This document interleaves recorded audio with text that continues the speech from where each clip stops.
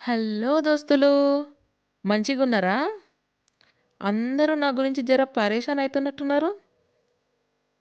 వచ్చేసినది ఇంకెందుకు పరేషాను. మీకోసం ఒక కష్టం ముచ్చట కూడా తెచ్చినా మళ్ళా. తెలంగాణ స్లాంగ్ మస్తు మాట్లాడుతున్నానులే, కానీ మస్తు కష్టంగా ఉంది బిడ్డ ఈ స్లాంగు. మనకెందుకు ఈ తిప్పలు? కానీ మరి మన లాంగ్వేజ్లోకి పోదామా మరి? ఏ ఊకో పద్మావతి, మీకెందుకు ఇవన్నీ అని అనుకుంటున్నారా? సీత కష్టాలు సీతవి, పీత కష్టాలు పీతవి అన్న సామెతలాగా ఉంది నా స్టోరీ. మిమ్మల్ని నవ్వించడానికి నా కష్టాలు పడుతున్నాను. చండీగఢ్ సినిమాలో ప్రభాస్ త్రిషాని అడిగినట్టు అడగాలి మిమ్మల్ని. ఏవండి ఒకసారి మాట్లాడండి, ఏవండి ఒకసారి నవ్వండి, ఏవండి ఒక లైక్ కొట్టండి, ఏవండి ఒక కామెంట్ చేయండి. అయినా మీరు కూడా త్రిషలాగా బెట్ చేస్తున్నారుగా. ఏం పద్మావతి, నీకేనా కష్టాలు మాకుండవా అని అనుకుంటున్నారా? రోజంతా ల్యాప్టాప్లో తలకాయ పెట్టి పనిచేస్తున్నట్టు మనం కూడా మన లైఫ్లో కష్టాలతోనే మునిగి ఉంటాం.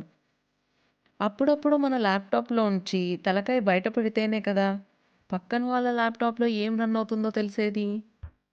అదే, మనకు కావలసిన వాళ్ళు బాధగా ఉన్నారా, సంతోషంగా ఉన్నారా, కష్టాల్లో ఉన్నారా, ఆర్ దే ఫీలింగ్ ఓకే అని ఎప్పుడైనా ఆలోచించరా? ఇప్పుడు కాలంలో అయితే మన కష్టం ఇది అని చెప్పినా పట్టించుకునే నాదుడే లేడు.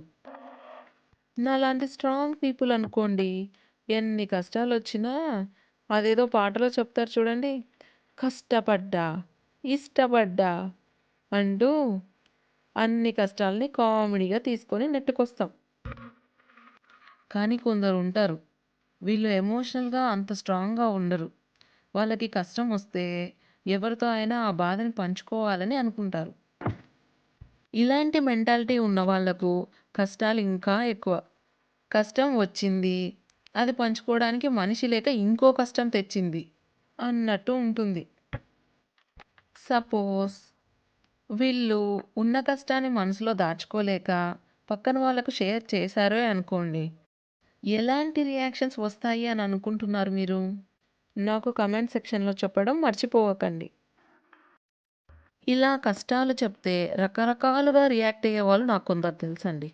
దాంట్లో మొదటి రకం, మీ కష్టం చెప్పారే అనుకోండి, వీళ్ళు ఏమంటారంటే, మీ కష్టం ఒక కష్టమా, మా కష్టం ముందు మీ కష్టం ఎంత, జూజూబీ అంటారు. అంటే కష్టం చెప్పడంలో కూడా వాళ్ళదే గొప్ప కష్టం అన్నట్టు చెప్తారు. వీళ్ళు ఉత్తములండోయ్.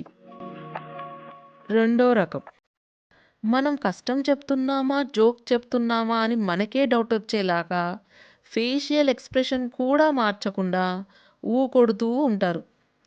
అసలు వీళ్ళకు కష్టం ఎందుకు చెప్తున్నాము అని ఒక పాయింట్లో మనమే చెప్పడం ఆపేస్తాం. వీళ్ళకు చెప్పినా గోడకు చెప్పినా ఒక్కటే. ఇక మూడో రకం, వీళ్ళు మన కష్టాన్ని అర్థం చేసుకోకపోగా మన మీద వాళ్ళకు ఉన్న చనువుని అడ్వాంటేజ్గా తీసుకొని మనం గతంలో చేసిన తప్పులన్నీ ఎత్తి చూపుతూ తిట్టడం మొదలు పెడతారు.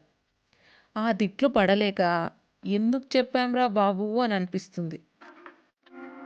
నాలుగో రకం, మనం కష్టం చెప్పేలోగా అవునా, ఇంత బాధపడుతున్నావా, ఇంత కష్టం వచ్చిందా, మరి వాళ్లకు చెప్పావా, వీళ్లకు చెప్పావా, ఇంకా ఇంకా ఆరాలడిగి ఇదంతా పోయి ఇంకో నలుగురికి అడగకపోయినా చెప్తారు. వీళ్ళతో కష్టం పంచుకోవడం ఎలా ఉంటుందంటే ఇంటి గుట్టంతా వీధిలో పెట్టుకున్నట్టు ఉంటుంది. ఐదో రకం, వీళ్ళు చాలా తెలివైన వాళ్ళండి. మనం డల్గా ఉండడం చూసి కూడా పలకరిస్తే ఎక్కడ కష్టం గురించి చెప్తామో అని అక్కడ నుంచి పారిపోతారు. వీళ్ళ మీద కోప్పడాలో జాలిపడాలో కూడా మనకు అర్థం కాదు. ఇలాంటి మనుషులున్న ఈ రోజుల్లో కష్టాన్ని బయటకు చెప్తే గానీ భారం తగ్గదు అనుకునే వాళ్ళు బాగా సఫర్ అవుతారండి. మనుషులకి ఎమోషనల్ ఇంటెలిజెన్స్, ఎమోషనల్ బ్యాలెన్స్ అనేది చాలా అవసరం అండి. ఎవ్వరూ వీటిని స్కూల్స్లో నేర్పించరు. ఇవన్నీ మనకు మనముగా నేర్చుకునే విద్యలన్నమాట. మన ఆలోచనలను మనం గమనిస్తూ, మన ఎమోషన్స్‌ని గుర్తిస్తూ, ఆ ఎమోషన్స్ వెనక ఉన్న రీజన్స్‌ని తెలుసుకొని, వాటిని రెగ్యులేట్ చేయడమే ఈ పర్టిక్యులర్ టెక్నిక్. మీరెప్పుడైనా ఇది గమనించారా?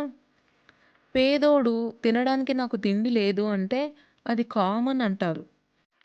అదే డబ్బున్నోడు నాకు ఒకప్పుడు తినడానికి తిండి లేదు అంటే, అవునా!